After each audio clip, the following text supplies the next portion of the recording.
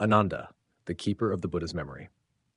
Long ago, in the noble Shakya clan of Kapilavastu, a boy was born with kind eyes and a smile as fresh as a newly opened lotus. He was named Ananda, which means bliss. That name seemed to predict a life filled with joy, but also great responsibility, a childhood in the Shakya clan. Before becoming the Buddha's devoted attendant, Ananda was a royal child raised in silk and splendor. He was born in the palace of the Shakya clan in the city of Kapilavastu, a peaceful land at the foot of the Himalayas, where morning mist still lingered on the grass and the forest birds sang like monks chanting in nature's temple. Ananda's father was King Amritodana, the younger brother of King Shuddhodana, who was the father of Prince Siddhartha Gautama. This made Ananda the Buddha's cousin, about 2 years younger. From a young age, Ananda was different from the other princes. While the others enjoyed horse racing, hunting, and swordplay, Ananda preferred to sit quietly by the lotus pond, watching leaves fall and asking questions far beyond his years. Why do flowers bloom and then fade? Why do people live only to die? Is there a place where suffering does not exist? No one could answer him, but within the boy's heart there was already a quiet longing for a different path, a path toward truth. Though he lived in the palace and was thoroughly educated by Brahmin teachers, learning rituals, language, medicine, and politics, Ananda was never drawn to power or ambition. He remained kind, humble, and compassionate. He deeply respected life, even the life of a tiny ant. People in the royal court would often whisper, "This child, though born into golden halls, seems to belong to the forest." And so his childhood passed, gentle, pure, and full of inner reflection. Then one day, his beloved cousin, Prince Siddhartha, laid down his crown, shaved his head, and left the palace to become a monk. From that moment, a fire began to kindle in Ananda's heart. He didn't yet understand why the prince would abandon everything, but he knew one thing. He's searching for the answers I, too, carry within me. Ananda didn't rush to follow, but deep down, his journey had begun, quietly, like a stream beneath the earth, waiting for the day it would rise and flow. The most devoted attendant for nearly 25 years, Ananda served as the Buddha's close attendant. What's remarkable is that he didn't ask for this role himself. Only after the Buddha agreed and Ananda made 8 requests, none of which concerned personal benefit, did he accept the position. One of those requests was especially touching. "Please, world-honored one, do not give me special meals. Whatever food you eat, I shall eat the same and ask for nothing more." Ananda was always by the Buddha's side, tending to his rest, preparing his meals, watching each step and remembering every word the Buddha spoke. Yet despite their closeness, Ananda never overstepped the role of a disciple. He honored the Buddha as a great father and served him as a devoted son. Foremost in learning, the one who remembered the entire canon, no one in the Buddha's Sangha was more well known for their extraordinary memory than Ananda. He was called foremost in hearing, the one who heard and remembered all the teachings. But Ananda's knowledge was not like rote memorization. It came from deep devotion, a quiet mind, and complete presence with the Dharma. He listened not only with his ears, but with his heart. Every day, whether the Buddha was teaching monks, laypeople, kings, or servants, Ananda was there, sometimes sitting to his right, sometimes behind him, or kneeling beneath the trees in silence. He absorbed it all. So even though the Buddha taught thousands of discourses on the Four Noble Truths, the Noble Eightfold Path, non-self, dependent origination, Ananda remembered every single word, without error. There was a time when the Buddha taught the same topic to 3 different audiences, once to householders, once to monks, and once to Brahmins. The core message was the same, but the metaphors, tone, and delivery changed each time. And yet, Ananda remembered all 3 versions perfectly without mixing them up. The monks used to joke, "Ananda is a walking Dharma treasury. Ask him anything. He remembers it all." But Ananda himself would humbly say, "I don't remember with my mind. I remember with faith, because I love and revere the world-honored one so deeply." A lamp that kept the flame alive for the triple gem. After the Buddha entered nirvana, the entire monastic community was shaken. Their great teacher had departed, leaving behind a vast and irreplaceable emptiness. At that moment, all eyes turned to Ananda, for he was the one who had been at the Buddha's side for 25 years, hearing every word, witnessing every teaching. When the first Buddhist council was convened at the Saptaparni cave, hundreds of arahants gathered. Presiding over the assembly was the Venerable Mahakashyapa, a stern and highly respected elder.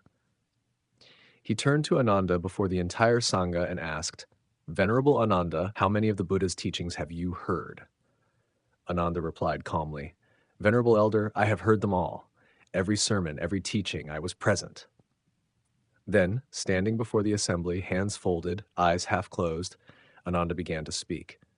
"Thus have I heard. At one time, the Blessed One was staying at." That single sentence, so simple on the surface, became the doorway to the vast treasury of Buddhist scriptures. It was Ananda who orally transmitted the entire Sutta Pitaka, preserving not only the Buddha's words, but also the settings, the people involved, and even the emotional tone in which the teachings were delivered. Without Ananda's extraordinary memory and unwavering devotion, the Sutta Pitaka, the collection of discourses and one of the three pillars of the Tripitaka, Sutta, Vinaya, Abhidhamma, would not have survived in its fullness to this day. Not just memory, but insight. What made Ananda truly great was not just his memory, it was his profound understanding. When the Buddha taught a discourse, Ananda didn't just memorize the words, he grasped the meaning, the context, and the intention behind them. He once said, "Every word the Blessed One spoke is a light, a beacon for the blind in the night. If that light is lost, darkness will return, so I vow to preserve that light with all my heart." Late enlightenment, deep realization Ananda, the devoted attendant, the keeper of the Buddha's memory, had followed the Blessed One for 25 years. He had heard thousands of teachings, witnessed countless liberations, and seen many disciples attain enlightenment. And yet, Ananda himself had not attained arahantship by the time the Buddha passed into nirvana. To many, this seemed strange. How could someone so close to the Buddha who knew the Dharma so well not be enlightened? But Ananda was neither ignorant nor lacking in meditation. The truth was, his sacred duty as the Buddha's memory keeper had required him to stay fully present, alert, and mindful, unable to fully release himself into deep absorption and let go. In his heart, Ananda knew, if I had entered deep states of meditation too soon, who would have remembered the Blessed One's teachings? If I had reached enlightenment earlier, would I still have the sharpness and sensitivity to recall every glance, every word, every moment? So he set aside his own path to liberation for a time in order to safeguard the Buddha's words for generations to come.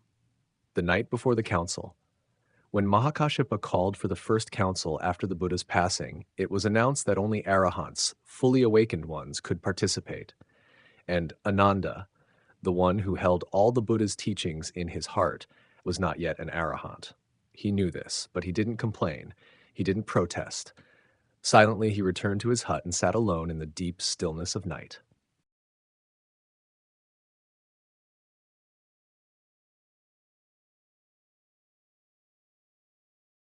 That night was unlike any other. The air was still. The wind had ceased.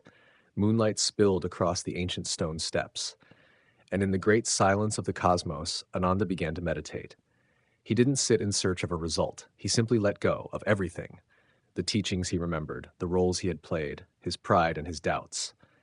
The Blessed One taught me not to cling, yet I have clung even to his words. Now I release them, I let go, I empty myself completely. And in that very moment, when Ananda released all grasping, all striving, even the attachment to the Dharma itself, his mind burst open like a drop of water dissolving into the ocean. In that instant, Ananda attained arahantship. No thunder, no flashing lights, just a radiant stillness, a perfect peace blooming in the heart. The dawn of a saint. The next morning, as the senior monks settled in the hall, Venerable Kashyapa ordered the doors to be closed. 500 arhats have gathered. Those who have not yet attained enlightenment, please remain outside. And then, in front of the closed stone doors, a gentle light began to shine. Ananda arrived, neither in a rush nor proud. Strangely, the door opened by itself. Kashyapa folded his hands in silence. Everyone understood. Ananda has passed through the door to immortality. There is no more doubt. From that moment, Ananda officially joined the council, reciting the entire Buddhist canon from his superlative memory. But this time, not as one who merely remembers for others, but as one who fully comprehends each word in a state of absolute liberation. a symbol of compassion and memory. If Venerable Sariputta is the peak of sharp wisdom, and Venerable Moggallana is the wings of miraculous powers, then Venerable Ananda is the ever-flowing gentle stream of compassion and memory. In daily life, Ananda was a gentle and humble person, never boastful, never competing, and never showing off. He always smiled at the poor, bowed to the elderly, and cared for each young monk as if he were caring for a younger sibling. Anyone who was troubled turned to Ananda. Anyone with questions turned to Ananda. And anyone who wanted to hear the words of the Buddha again would turn to Ananda. Compassion in every action. One day, a young woman came to seek an audience with the Buddha. She hesitated, her hands trembling, her eyes red from crying. The guards tried to stop her, thinking it was inappropriate, but Ananda stepped forward, gently bowed, and asked, "What do you need? How can I assist you?" The woman burst into tears. Abandoned by the world, no one allowed her into the monastery because of her past mistakes. Ananda did not offer long-winded advice, but simply said, "The Buddha does not see the stains on the body. He sees the light in the heart. If your heart still desires goodness, that is where he places his trust."